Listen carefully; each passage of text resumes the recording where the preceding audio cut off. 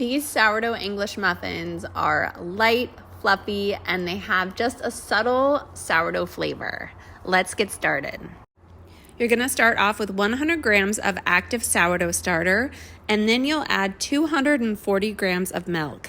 I like to use organic whole milk for this recipe. Once you have that, you'll add 20 grams of honey or sugar, or you can even add maple syrup. I prefer honey.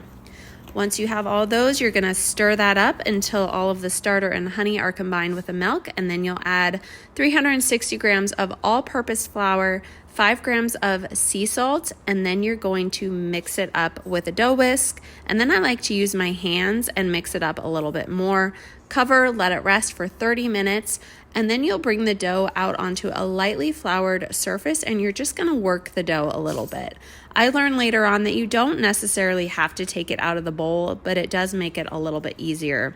There's really no perfect technique for this. Just work with the dough as much as you can, and then you'll place it back into its bowl, cover it, and let it ferment on the counter at room temperature for anywhere between 6 to 12 hours or until it has grown by about 50%. Once it has finished its bulk fermentation, you're going to turn the dough out onto a lightly floured surface. I like to flour the top of my dough as well, and then I press down and laminate it into a rectangle shape. You want the dough to be about 1/2 inch in thickness. Once you have this finished, you're going to take a 3-inch biscuit cutter to cut rounds and place them onto a parchment-lined baking sheet that's sprinkled with cornmeal. Cover them up with a towel and let them rise at room temperature for about an hour. Once your biscuits have completed their second rise, you're going to preheat a nonstick skillet over low heat. Place 4 of the muffins into the skillet and sprinkle them with cornmeal.